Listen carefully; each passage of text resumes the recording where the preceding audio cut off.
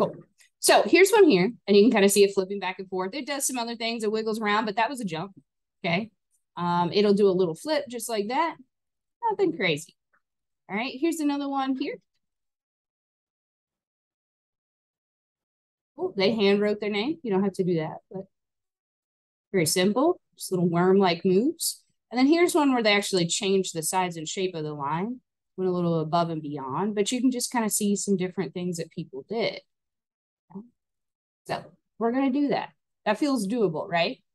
I know a few of you have expressed to me that you're extremely concerned about the drawing components of this class. I promise it'll be okay.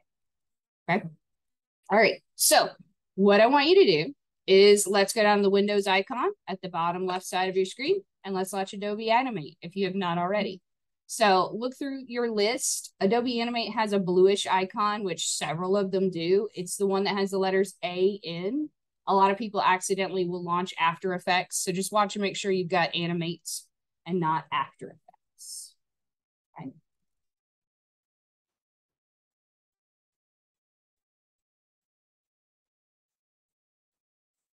All right, I'm going to wait here because I know it takes a little while for them to launch and load, and I don't want to go too fast. Okay. If at any point today you miss something I said, I go too fast, maybe I click too fast, please tell me. I will gladly go back over it. And take a second. I see a few of you, it's asking you to sign in because we haven't really used Adobe since you got new seats. Go ahead and sign in. School email, school password. Make sure you choose school or business account. Yeah, let me mention that too. If you get a little white pop-up that says, are you new to Animate? Just exit out of it. You can hit no. It's fine. It will give you a tour, but I'm about to do the same thing. Okay. So if you have a little white pop-up that's all got all kinds of little cartoon things moving around and it wants you to do tutorials, you can ignore it. All right, so make sure you choose school or company account, not personal. And if you get that little white pop-up, you're not new, just hit no. I'm not new to Animate. And if yours gives you a pop-up screen that you have not seen before about how you're logged into too many devices, just hit sign out of one of the other ones that says 208. Okay, so sometimes if you have multiple classes with me, that's why I made seating arrangements for people that I have multiple times sit in the same seat. Or if you have Mr. Bryant, you're logged into multiple different computers in the building and it will only let you be logged into 2 at once. So if you see that and you see another one that says 208, which is this room, just sign out of whichever computer that is. It's probably whatever one you were sitting at before. Okay. All right. Now I just want to make sure everybody got here. Now your landing page might look a little bit different. You might have a plain gray screen that has like some white icons at the top. Some of you might have what I have here. It just kind of depends on what it feels like doing that day as to what it shows you on the home screen. So don't worry. If you see a gray screen with white icons, doesn't mean anything's wrong. Okay. These little things here are tutorials. They are really helpful. If Animate is like interesting to you, they're like genuinely good. And you're welcome to use them. Animate also offers a huge library of like pre-made characters and things that you can use in your own animations. And I'll admit, I grab some of them off there from time to time. Like I know I've used this fellow before. So you might see some of these characters that we use for our own little assignments and stuff. Okay. So here's what we're going to do for today though. We are going to go ahead, go over here to the left-hand side, and I want you to hit the button that says Create New. Okay. It's going to give you a little pop-up. Just give it a second to load if it's slow. Usually when it rains, I will admit the internet's a little bit slower for whatever reason in here. Okay. So when this comes up, some of you may be familiar with Adobe apps. Some of you may not. This is pretty basic across all of the different Adobe apps. When you first create a new document, it'll have a pop-up that has a bunch of like preset formats. So if you click through these little icons, they're just like little tabs. There are a bunch of like formats based on different types of animations, like animations specific to social media or to YouTube specifically or whatever. Excuse me. Most of the time, we're going to stay, within the character animation section. And typically for our purposes, we don't work in anything crazy large format like 4K.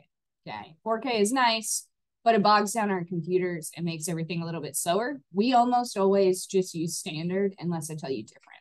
So click on where it says standard and it'll preset all this good stuff over here on the right for you, like the size, the frame rate, that sort of thing. So click standard, hit create.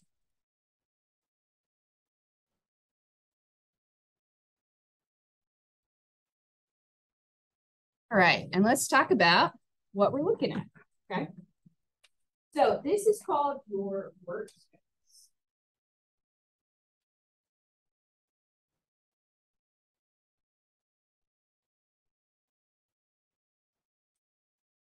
So this entire window is referred to as your workspace. That's what it's referred to in pretty much any Adobe app. So when we go on to using Premiere later on this year, that'll be called a workspace as well. They're all set up similar, but because each of the Adobe programs does something a little bit different, they're often in different places. So I'm going to break down where everything is that we're going to use today. When we start to use new things, I'll show you where those are. And I want you to know where these things are because these things are going to pop up on that test in a couple of weeks. Okay. So I'm going to start up here at the very top left. If you look at the top left, you're going to see stuff that looks pretty basic to most apps that exist in this world. They start with things like file, edit, so on and so forth. Okay. This little strip or stripe running across the top of the screen, that is called your menu bar. Okay. We use our menu bar pretty often. Over here to the very far left corner of the menu bar are two little buttons. There's a house button and there's the word animate itself. Every now and then people freak out because suddenly they'll be back on this screen and they think they've lost all of their work. Okay. It's very easy to do. You don't see your work anymore. You don't know what's happened. You think it's a bad day. Okay. More often than not, you just accidentally clicked this little house symbol. This is technically the home screen of Adobe Animate. If you click the actual word animate, it'll take you back to where you're working.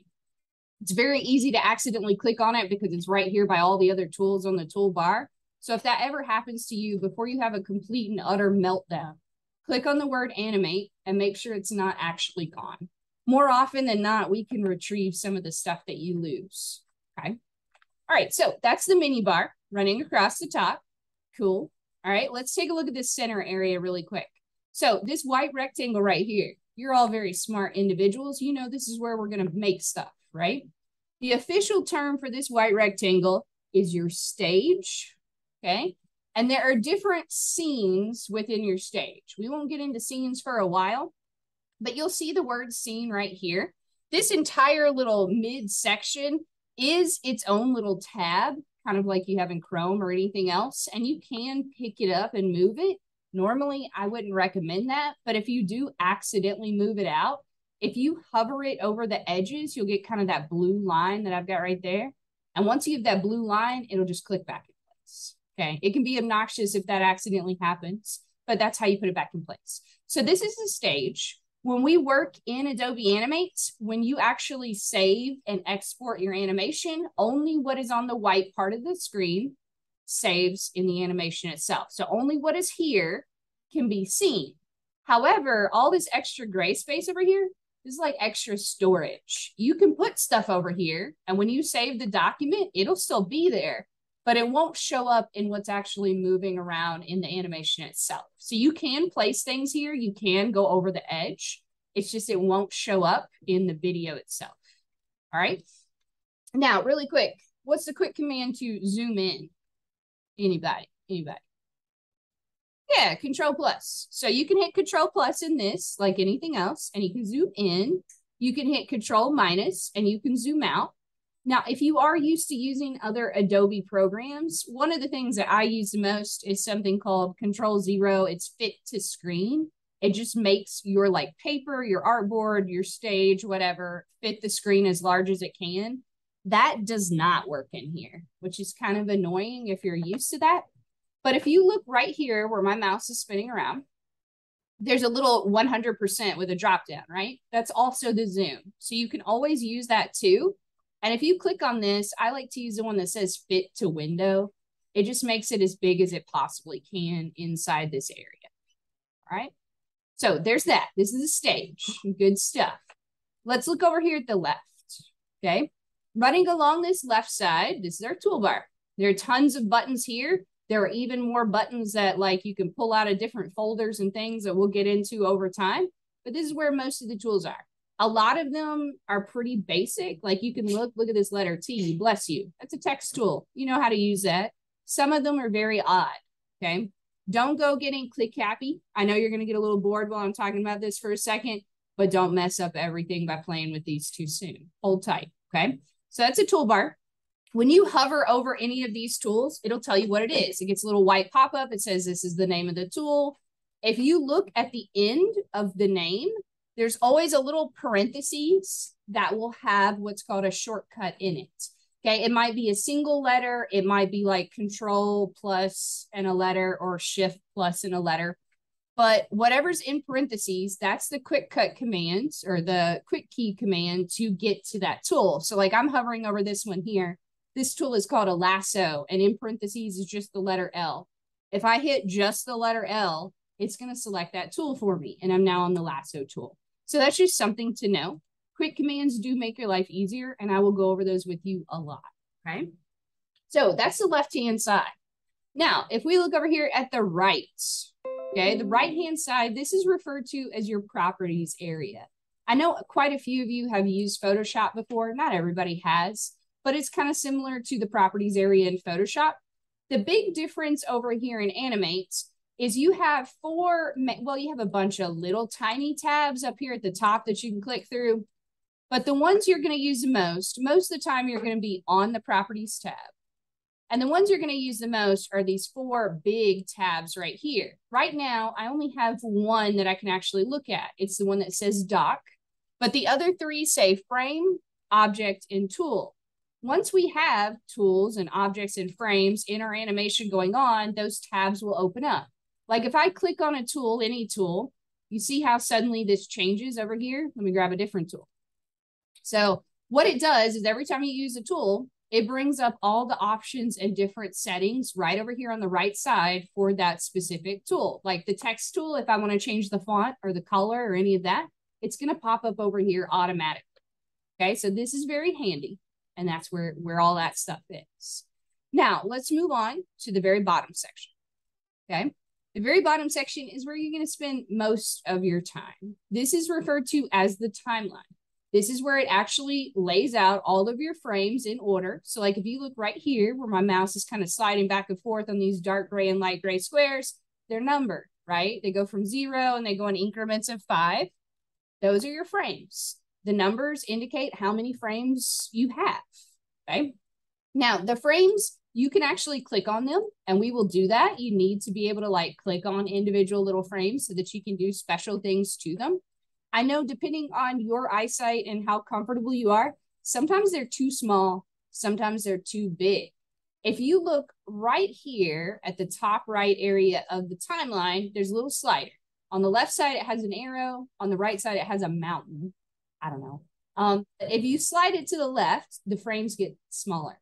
If you slide it to the right, the frames get bigger, but you can see less of them at one time. So that is there. You can do that. I recommend knowing that's there. All right. Now, a couple of other things. Let's look at this left side over here. Okay. This left side is what's referred to as the layers area of our timeline. It's very important. We are going to start using layers today. A lot of you probably know what layers are. Like even if you haven't used Photoshop, if you've used Procreate or like any number of other types of art apps, they have layers. If you don't know what they are, they're pretty simple. When you try and like read a definition of them, or when I try to explain it in words, it doesn't always make sense. But when you start to use them, it's going to click really quick. And they are very, very useful things. The way I like to explain layers is kind of like the glass in a window. So like if you look up at our windows, right? You guys know how windows work. You're adults. The idea behind a window is that we are on one side of the window, right? And you can see everything in this room right now. You can move around and touch things in this room. If we look through the glass, we can see what's outside the window. We can see things there, but we can't touch them or interact with them, right?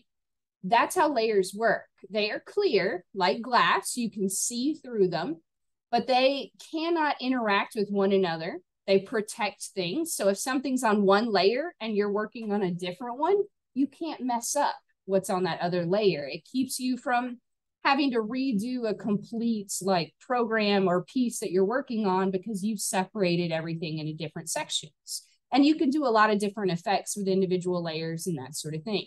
They are very handy. A lot of times before people start using them, they don't understand what the point is. But I promise you, they're very useful, okay? So this is the layers panel. If you know how layers kind of work, there are a lot of buttons in here that are going to seem very familiar to you, and we'll use them over time. One last thing I want to mention in the timeline area, because we're going to use this today. If you look right where my mouse is spinning around, there's like a long row of a bunch of buttons, right? Okay, we're going to use a few of these today. Some of the main ones that are just super basic that you need to know, there's a play button on the very end. So as we start to animate, you can hit that and it will play your animation. You can also hit enter and it will play your animation at any time. And if you just really love your animation, there's a loop playback and you can watch it on loop if you click that. Okay? Feeling good? Feeling all right? Okay, cool. Now do me a favor. If you've messed around, because I totally get the urge to while I was talking and you've got stuff on your stage, delete it off really quick. Okay, so you can click on it and you can literally hit backspace and it should go away. So we are going to start with this very first layer. All right, I want everybody to look down here at your timeline. You automatically have a layer whenever you open up a new document. It's going to say layer 1. So look right where my mouse is spinning around where it says layer 1. And we're going to rename this layer so we can remember what's on it. So what I want you to do is double click on the word layer 1, and it'll give you like a little open text box thing. And this is just my personal preference. You can do it however you want. We're going to make a background layer. I always just name the background layer BG, as in background. That way you don't have to type the whole thing out.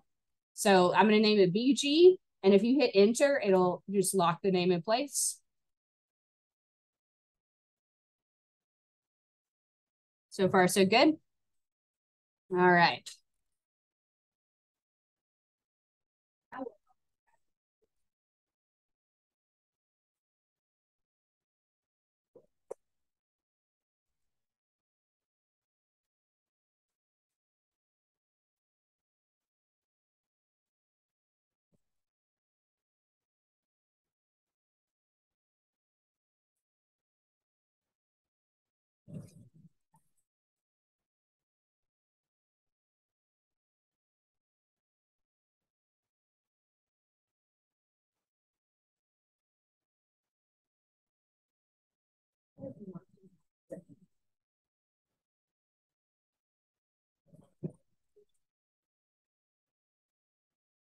Okay. All right. I'm sorry. Let's get back to it really quick. Okay, so we are going to make our background a solid color. I'm going to let you pick whatever color you want as long as it's not white, okay? So if you look over here on your toolbar, to make our background color super simply, what we're going to do is we're just going to draw a big rectangle over the whole stage. So I want you to locate what looks like a rectangle. It's the rectangle tool on your toolbar. Okay, you should see it. Sometimes it's in a different spot than mine, but if you see the rectangle, we're good. Click on it. Okay, now when you click on it, your mouse is going to turn into this little addition, compass, rose, division symbol thing. Does anybody know what's the official term for your mouse when it's like this? Take a wild guess. Anybody just want to guess? Yeah, it's crosshairs. I mentioned that because that'll be in your quiz in a couple of weeks. A lot of your tools turn into crosshairs. Crosshairs, I mean, I know you've seen them before. I know you've used them. You probably just didn't know the name. Crosshairs are supposed to be an advantage because you can easily line them up with a corner and draw something. So what I want you to do is just kind of line it up, if you haven't already while I was talking, and draw a big rectangle. Now, don't panic. Your rectangle is most likely whatever color the last person that used Animate picked. Okay, we can change that. But just draw a big rectangle over the whole thing. And remember, you can hit Control- to zoom out or Control+ to zoom in. And you can also use this little drop down right here to kind of adjust it if that's easier for you. Okay. Now, let me explain how the tools work in Adobe Animate. The tools are not how do I put this? They are not always the friendliest, if that makes sense. So the tools are very good at doing what they do, but that's it. That's all they do. So like the rectangle tool only makes rectangles. It's not going to let you pick up the rectangle. It's not going to let you move it. It's not going to let you click on it. It's only going to let you draw more rectangles. So in order to make changes to our rectangle, we have to change tools, okay? One of the most basic and safest tools to use at any given time is what's called the selection tool. It's just like the regular mouse tool. If you go up to the very top of your keyboard, or your toolbar, there's a little arrow. That's the selection tool. If you are good at quick commands, it's the letter V for whatever reason. So V is in victory. If you just hit that on your keyboard, it will grab the selection. Okay, so that way, if your rectangle was like a little bit out of place, you can pick it up and you can move it. Now, animate is very odd. When you click on things that are shapes, it will kind of highlight them and it gives them this sort of circular, what's called a halftone pattern. That just indicates that you've actually clicked on that thing. Okay, so click on your rectangle so that it gets this weird little pattern thing. It's hard to see on my screen, but you'll see it on yours. So grab selection tool, click on it. And if it's not a color that you want, when you're clicked on it, if you look over here on the right side, there should be a word that says fill, and it has a little color bar. If you hit the little color bar, it'll let you pick whatever you like. Okay, pick any color you like that's not white so that I can tell you actually made a rectangle when you turn this in, okay? Now, if you don't like your rectangle, like you drew a rectangle and for whatever reason, like it is not looking the way you want it to, if you click on it, you can just hit backspace on your keyboard and it'll go away and you can draw a new one. Okay, no big deal. Animate is pretty forgiving most of the time.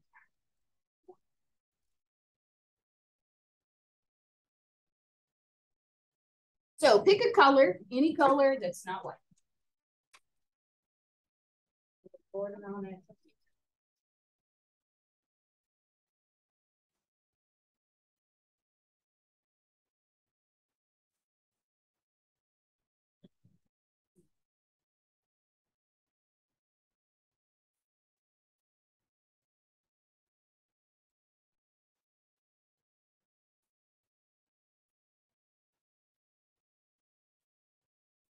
Right, don't overthink it. Just draw a basic rectangle. It can hang over the edges, okay? Because remember, just like we talked about before, it's fine for stuff to go into the gray area. It just won't show up when you save the animation. So if you're having trouble getting it to stretch across the whole thing, just draw it bigger than the stage. It's okay to hang over the edges. All right, let me pick a color. At this point, I've used almost a green. No, that's vicious. All right, what's not going to hurt you to look at? Do a purple. Okay. All right. Cool. And again, if you want to do black, you can do black as long as it's not white. All right. So far, so good. Okay. Now let's save it because it will crash on you without warning. And you want to have as much saved as possible. So you can go up to File and you can hit Save, or you can hit Control S. And because it's the first time that we're saving, it's going to have a little pop-up that comes up. It looks like this. Now, if you are used to saving to the Creative Cloud, you can't for Flash files. Our school district is very nice. They pay for you to have Adobe. And they do pay for you to have some cloud storage space, but they pay for like the smallest plan that exists. And that doesn't allow us to save Flash files and certain types of Premiere files. So we have to save it to our computer. Every few weeks, we move everything to your Google Drive so it doesn't take up too much space on the computer, and we just kind of purge what we don't need. So pick somewhere that you're not going to lose it, like the desktop or documents, somewhere that you'll remember where it is. And if you haven't already saved it, save it as your initials and underscore line. Okay. And I've already done this twice, so I'm going to name mine B1.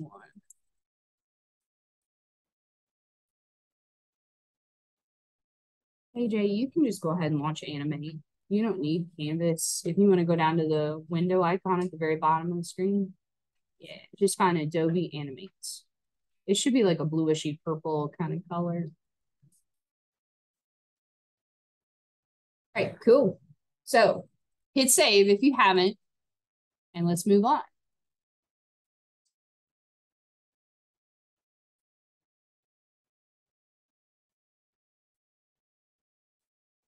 And if at any point in time you've got questions, something's not working, just let me know, okay? All right, so we've made this layer. We don't want to put anything else on this layer. We just want it to be the background. We named it BG because it is the background, okay? To keep you from accidentally messing up what's on this layer, what we're going to do is we're going to lock it, okay? So we're going to lock it so that you can't edit it anymore unless you choose to unlock it. It just kind of protects it. So if you look down here where the layers are, okay, there are a bunch of symbols. There's some symbols on the left and there's some symbols on the right. If you look at the symbols on the right, there's one that looks like a little lock that you would have in a locker or something like that. The way this works is when you're on a layer, they're kind of like columns. So like if you click right below the lock on the blue part of your layer, it'll put a little lock symbol on your layer. And now your layer is locked. Okay, so go ahead and lock down your layer so nothing accidentally happens. Okay. Hey, KJ, you can exit out of that little pop-up thing. And I'll come over to you in just a minute, but yeah, just exit out of that. So we're going to go ahead and we're going to make a new layer for our line to move around on. Okay. So if you look on the left side, so like there's different sets of symbols in the layers area, right? If you look on the left side, there's a square with a plus sign. Okay. Hit the square with the plus sign once. And it's very temperamental. If you get a little click happy, it'll give you like 6 layers. So just be careful. All right. Now, I will mention to you, I can zoom in on my document all day and get really close so it's really big on the screen and you can see it. But I can't actually zoom in on all these panels and things. So I really do mean it. If you don't see what I clicked on, if I went too fast, if you don't understand what I did, please tell me, because even though we have the big screens, it's not always easy to see, okay? And most of you have not used this program before. I don't expect you to know where anything is or how to do anything, all right? Now, when you make a new layer, it default names it layer 2, right? Let's double click on the words layer 2 and let's rename it just line, L-I-N-E, line.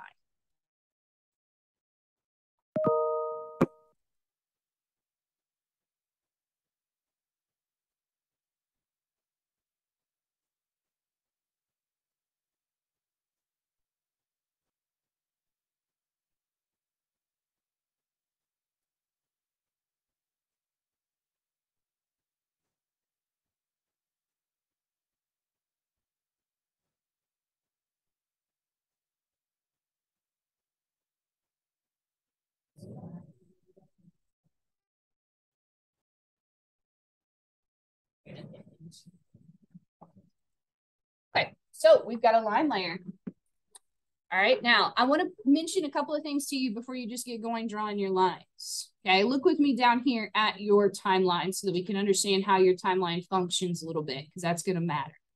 Okay, so down here on your timeline, you obviously have all these little areas down here. Okay, these are empty. When they look like this, that means there are no frames there yet. There's just space for there to be frames. If you look really close to the layers themselves, you'll see these little blocks, right? The bottom layer where it says BG, it has a gray block with a black dot. And it's hard to see, but if you look above it on the new layer we just made, it has a darker gray block. Okay, here's how the colors work. Here's what they mean. A light gray block means there is something on that frame on this layer. Okay, and there are different types of light gray frames. We will talk all about the different types of frames next class. Some of them have a dot, some of them don't, but we'll get into that next time. If you see one that is dark gray, that means that you've already established that at least on one of the layers, your animation has that many frames. But this one, if it's dark gray, it means it happens to be empty on this layer. So there will always be frames that stretch out across your layers. Some of them will be dark gray if there's nothing on it. Some of them will be light gray if there is. So right now by default, we have one frame, okay? What we're gonna wanna do, if we wanna be able to see the colored background throughout our whole animation, we've gotta stretch it out. How many frames is this animation gonna end up being? Who remembers? What's a requirement? Yeah, 50. So let's start with 50. Now, to make it be 50 frames, let me show you a very easy way to copy what we've already done and put it in 50 frames really quick, okay? What I want you to do is look on your timeline, and we're looking on the bottom layer, so work on that bottom row. Find the number 50. And I want you to click on the empty spot on the bottom row and highlight it blue like this, okay? And KJ, hold tight. You don't have to do this step. Hold tight. Okay, so click that and highlight it. And then I want you to look at the very top of your keyboard. You know where all those F keys are? Hit F6, okay? And it's going to fill it in. And now we have a long gray strip. And that light gray strip means that that background continues for 50 frames. If you take this little blue thing, it'll move now because we have more than one frame. This is called your needle. If you pull it back and forth, it's referred to as like scrubbing. It's also called like the playback head, but I've always heard it more commonly called the needle. But you can kind of scrub through. There's nothing happening because all we have is a background, but it would show you what's moving and changing. Okay, and now you can see that first frame on the top layer a little bit better. All right, now do me a favor. Click on that very first frame on your top line layer because we want to make sure that what we're about to make ends up right there on that frame on that layer. Okay, so Kaden, you highlight this one layer and I'll help you make the bottom layer. Okay, so now let's make a line and let me show you how to do cool stuff with the line. So if you look over here on the toolbar, you found your rectangle, right? The line tool is just like a diagonal line. And this part is really important, okay? We are going to use most of these tools over the course of the class. Do not use the brush tool and don't use the rectangle tool for this part. If you use those, all the other things I'm going to tell you aren't going to work because they're specific to the line tool. So grab the line tool, which is a diagonal line, click on it, okay? And the line tool is pretty basic. I know you know how to draw shapes. If you click and drag, it's going to draw a line, okay? And your line may not be beautiful. If you don't like it, how do you undo something? What's a quick command for that? Control Z. Yeah, Control Z all day. That is totally fine. Adobe Animate remembers about 25 steps. That means you can undo Control Z about 25 times, give or take, okay? So what I do want you to do is I want you to draw a line somewhere on the left-hand side. Don't make it too big and don't make it too small. It's got to have enough room to move around so that you can make it jump into a flip, but you don't want it to be so small that you can't really see what it's doing. Now, when you first draw the line, it might be really skinny like mine, and maybe the color sucks. We can change it, okay? Draw the line first, and then we can click on it, just like we did with the background, and we can change what it looks like, okay? So just like the rectangle tool, the only thing the line tool is going to do is draw more lines. That's all it does. So if we want to change what this line looks like after we've made it, we've got to use the selection tool. Okay, so go up to the very top, grab the very top tool, which is the selection tool, the arrow. You can hit the letter V on your keyboard, and that's the quick command for it. It'll select it. And if your line is really skinny, you might have to get like really close, like zoom in so that you can see it really well. One other thing you can do when you're zoomed in, like I'm zoomed in really close, if I want to be able to scoot around, you can move these little like sliders, but you could also hold down the space bar. If you hold down the space bar, your mouse will turn into a little hand, like a little Mickey Mouse glove looking thing. And you can click and drag with your mouse and it'll let you like very easily, just move your view, okay? And when you let go of space bar, it goes back to what you were doing before.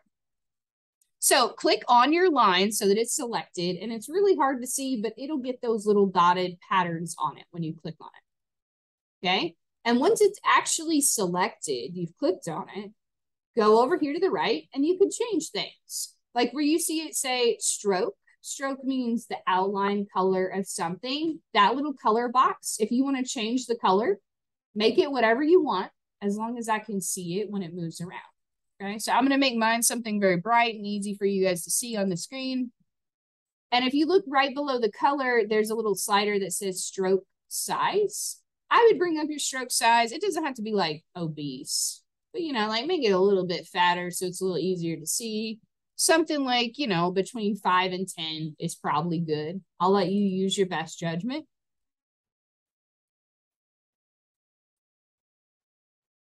Okay. So if you are done, you like it, it looks good, what we want to do is we want to let go of it. So if you like your color, like your size, great. I will go ahead and tell you, you can click on it at any time and change it.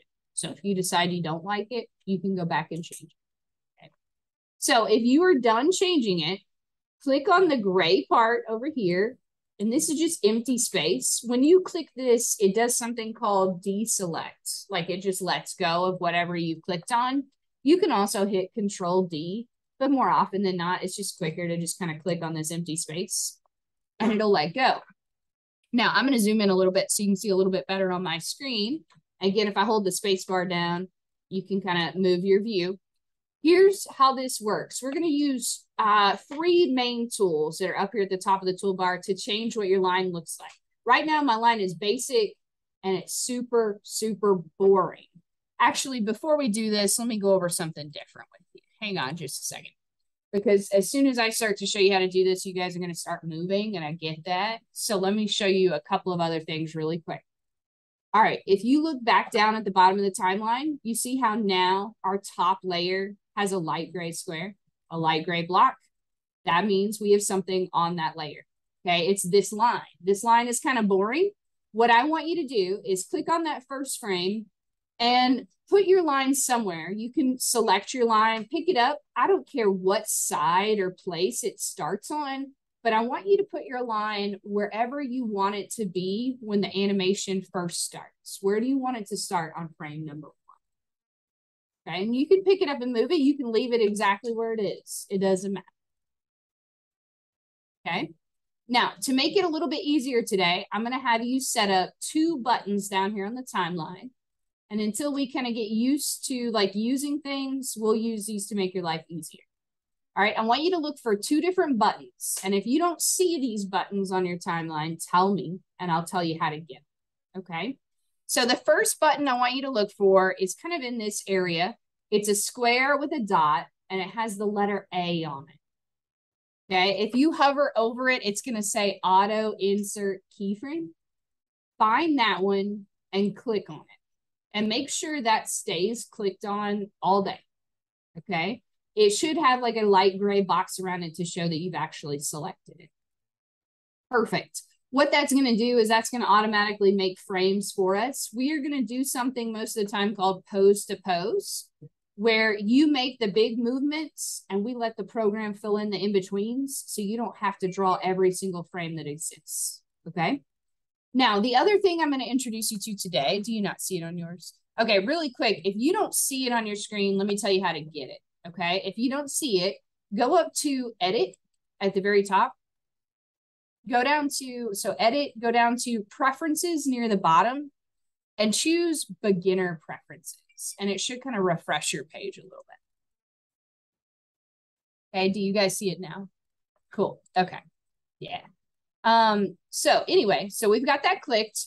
The other button I want you to use, if you look a little bit further to the right, there should be one that looks like a Venn diagram. It's like 2 circles kind of coming together like a MasterCard logo. If you hover over it, it's going to say onion skin. Does anybody remember what's an onion skin? We saw it in a video once a long time ago. Cool. An onion skin, what it does, this goes back to when they used to draw animations by hand and they would kind of create a flip book so that you could see like what each motion was as you were drawing a new one. An onion skin lets you see where you've moved in your previous frames so that you can kind of figure out where exactly you want to place your next step or your next frame, if that makes sense. If you decide you don't like onion skin, it bothers some people, like it kind of annoys them. If you don't like it, you can click it again and it'll turn it off. And I'm going to show you what it does here in a second. It's not going to do anything immediately because we only have 1 frame. Okay, but if you look on your timeline, if you click that onion skin button, you're going to get a little bar right here where my mouse is moving around that has like a green line. Onion skinning typically just displays like the first couple of frames around whatever you're working on. But if you click and drag that green line, it'll let you stretch it to the very end, and it'll show you every frame that you make. Okay. Sometimes as you're working, it'll kind of slide around, but you can always slide it back if you want to. All right. That was the hard part. Now you just got to figure out what you want your line to do. Okay. So we've got our line where we want it to start. What I want you to do is on your timeline, I want you to skip a couple of frames on that layer. Skip over like 1, 2, maybe 3 frames. Skip to like frame 3 or 4. Okay. And highlight it so it's blue. All right. Actually, sorry, my bad. We missed one more step. Hang on. I forgot something very simple. Remember how we made this long bar right here? Yeah, on the bottom layer. We got to do that again really quick. I'm sorry, I forgot all about that. So let's go to this layer. Go down here to 50. Select. So on your top layer, click that little spot right below the 50. Highlight it blue. Who remembers what's the F key that you click? Anybody? F6. Yeah, F6. If you hit F6, it's going to copy. So now if you slide through, your line is on every frame, but it's in the exact same spot every single time. So what we're going to do now is we're going to go through and just move it around. Okay. Cool. Let's hit save really quick. Hit Control S to save automatically. Save often. It will crash on you and it has no mercy. All right. So now do what I just told you to do. Let's skip in like 2 or 3 frames. Skip in. So like click, highlight it blue, a couple frames in. And what I want you to do now is just pick up your line and move it. All right. It doesn't have to do anything cool yet. You can change what it does here in a second. But if you take this blue needle and you scrub through, you should see it move a little bit. And you'll also notice, you see how I have this like lighter kind of ghosted looking line? That's where your line was on frame 1. That's what the onion skinning does. If I click the onion skinning off, it's gone. It just shows you where the line is currently. But that can kind of help you see where the line's been. If that bugs you, turn it off. No big deal. Okay, but leave this little square one with the A turned on at all times.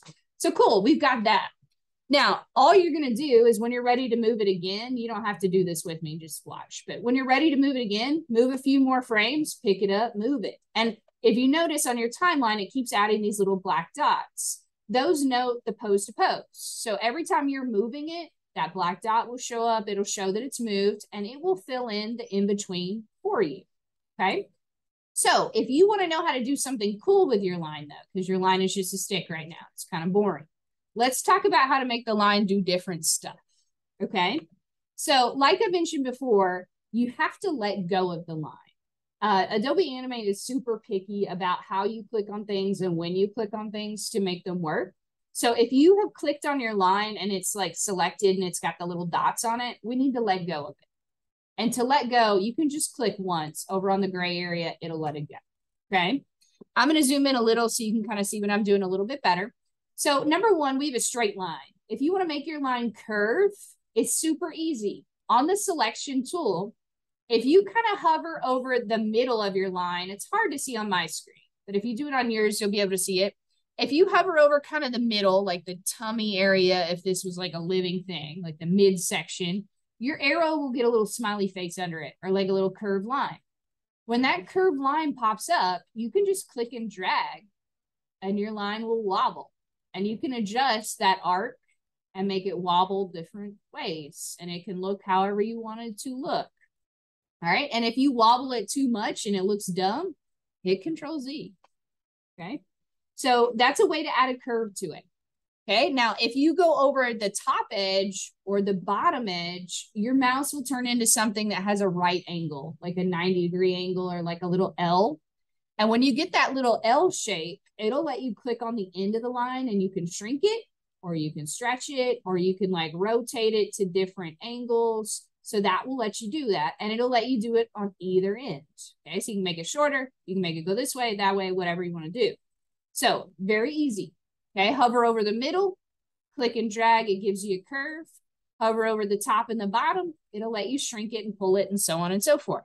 Okay. Just be careful not to select. Yes. It makes a new line. Okay. Let me mention that really quick. So don't actually click on the line. It's super dumb. I don't know why it's built this way. It is not friendly. Like I mentioned before, if you select it and it gets those little dots on it, and then you try to move it, it's going to either not work or it's going to break your line into multiple pieces. Like I actually just did that a second ago. Okay, if it does that, hit Control Z. So like if I click on it and then say I just like select a little piece of it, if I can get it to cooperate. Well, it won't do it because I need it to. But you can accidentally break it into pieces. And that's not usually what you want. If it does that, hit Control Z. If it won't undo, just call me over and I'll help you fix it. But yeah, if it does that, hit Control Z. Just try not to click directly on it. It's really dumb how it's like that. But if you just hover and then kind of click and drag rather than selecting it first and then clicking and dragging, it's usually okay. All right, so that's all with this top arrow tool, the selection tool. Okay, let me show you a couple of other things really quick. So when we use tools on the toolbar, if they have a little white arrow in the bottom right-hand corner, that indicates that there are other tools that are similar underneath. So if you look at this top arrow tool, it has a little white mark. If you click and hold it down, it'll show you another arrow, okay, that does different stuff. So the main one is the selection tool, and you can hit the letter V to get it. The other one is the sub-selection tool. It's a whitish arrow instead of gray, and you can hit the letter A as an apple to get it. But what the sub-selection tool does is every line has points on it. Typically, when you first draw a line, there are just two. There's one at the bottom and there's one at the top. And you can click on that individual point and just move that one point if you want to. I mean, sometimes that's not relevant. Like maybe you don't want to do that, but if you do, you can. And if your line has a curve in it, it's going to give you these little purple things that you see that are like handlebars. And you can click the handlebars and it'll let you adjust the curves. Now, if your line is straight, it doesn't have those because there's no curve to adjust. But if there is a curve in your line, those will pop up. Okay. And again, if you don't like it, hit Control Z. So that's the two arrow tools. Okay. I would say the select, like the regular selection tool, is probably the one you're going to want most of the time. But one other thing you can use is the second tool down on the toolbar. So the second one down is called the free transform tool. If you click on it, what it'll let you do is you do have to select the line. So like click the line and it'll give you this black outline, this bounding box. And you can stretch it really big, shrink it really small. You can flip flop it back and forth. You can reflect it like I'm doing here just by dragging it too far to one side or the other. You can also, if you hover over the corner, it'll just let you rotate it. So if you just want to rotate it, this is the easiest way to make your line do a flip. Just rotate it a little, make a new frame, rotate it a little more, make a new frame, rotate it a little more. It'll do a flip, okay? So just kind of play with it.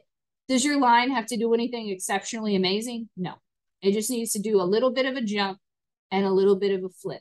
And they don't have to be anything amazing, just very simple. One thing I will mention, if you use the free transform tool, you'll see this white dot in the center. We will use this probably on Monday. Don't move this. It does move. This is kind of like, trying to think. Yeah, it's like, most of you have had physics, right? Is that still the first science class? Okay, so it's kind of like your center of mass. All right, and it dictates kind of how things spin and move. For right now, just leave it in the center. When we start animating characters and things, we'll move those all the time to change like their pivot points and stuff. But before you kind of know what to do with it, it's obnoxious if you accidentally move it. Just leave it, okay? But you can mess with the black points. But that's what it is. It's there for a reason, even though it might seem like it's not, okay? So that's what we'll do, all right? If you are ready to move on to a new frame, just skip ahead a couple, move your line some. Oop, I'm doing a terrible job there. I just did that there. Fine. I just accidentally cut it. If you accidentally do something like that, just hit Control Z. It's very easy to do. It's very dumb. If it does that, click on the gray to let go, to kind of reset, and then you can start over whatever you were actually trying to get it to do. Okay. So just move it a little bit, and you can always play through with your playhead to see kind of what it does. I turned off my onion skinning, but if I turn it on, it'll show me all these little ghost worm line things that show each one of my frames. And remember, you can always hit enter and it'll play it. Okay, so it'll let you see it. You can also just hit the play back button at the edge of the symbols on your timeline.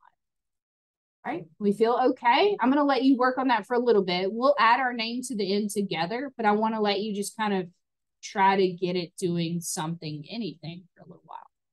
Anybody have any big questions? I'll come around individually too. Feel all right? Yeah. Well, I mean, say that one more time. Where's the setting to cut things? Like if you draw like a square over here, you mean? Yeah, I know that there's like, do you want to cut to delete or to move it on here? I mean, I don't want this outside. Oh, so like if your line is hanging over the edge, you want to cut off what's hanging over the edge. Is that what you mean? Okay, gotcha. Sorry, I didn't understand exactly at first. So yeah, if something hangs over the edge and that bugs you, let's see, is it under here? No. You can. How about for today? I mean, I know you've used Photoshop before, but the eraser tool is probably what you want. Just like erase over the edge and it'll cut it. And actually, I didn't do that in the right way. If I just cut right along the edge of the paper, it will make, if I'm on the right layer, it will make like two separate chunks of the line. And now I can just select that chunk and hit backspace. Yeah. So when you use the eraser tool, it kind of acts like scissors. And it will, if you draw a line through it, it'll just cut right there. And it won't look like anything happened necessarily. But if you click on it, it's now a separate piece. And you can just hit backspace on your keyboard. You don't have to if it hangs over the edge and it doesn't bug you. It's not hurting anything. You don't have to worry about it. It just won't show up if it's hanging over the edge. Okay, you can also take your mouse at any point in time if you've got a bunch of like stuff you just want to get rid of. If you click and just draw a box, it'll select everything inside the box and you can hit backspace. Try to move your line around. Hit save maybe every 4 to 5 minutes. I'm just gonna come around and kind of check in on people.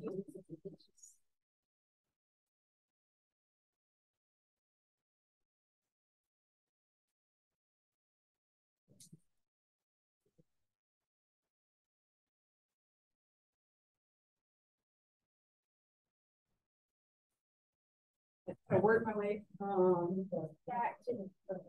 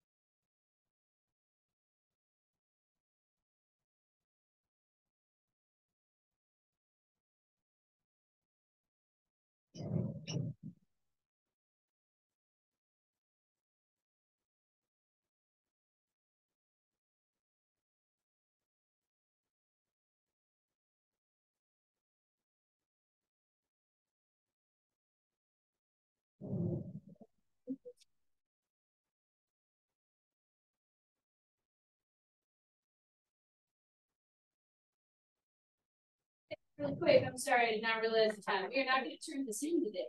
Get safe. The bell is going to ring in 1 minute. Log out. We'll turn it in next class. Okay. Just hit Control S. Okay, we will finish it next class. I'm sorry. I did not realize the time. Sign all the way out.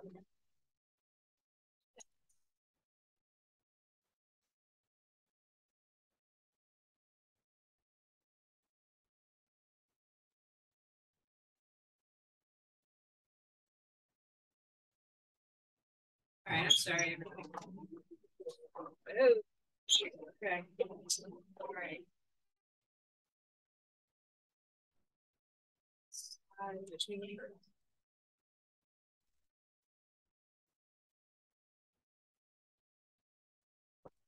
Okay, I'll see you later.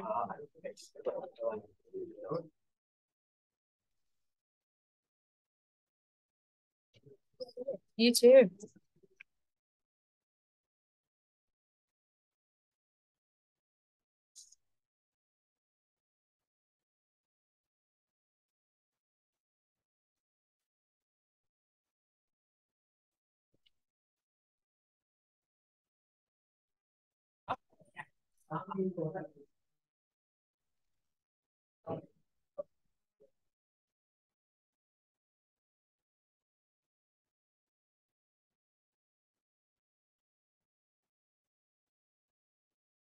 Perfect. Thank you, Rita.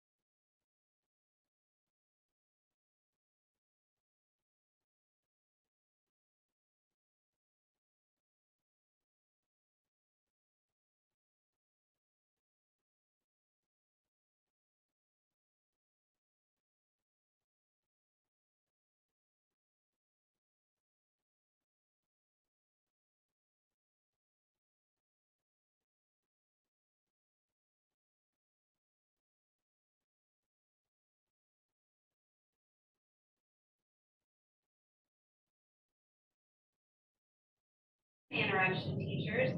This is a drill, a lockdown drill. At this time, please proceed to your assigned lockdown drill. Again, this is a drill, a lockdown drill.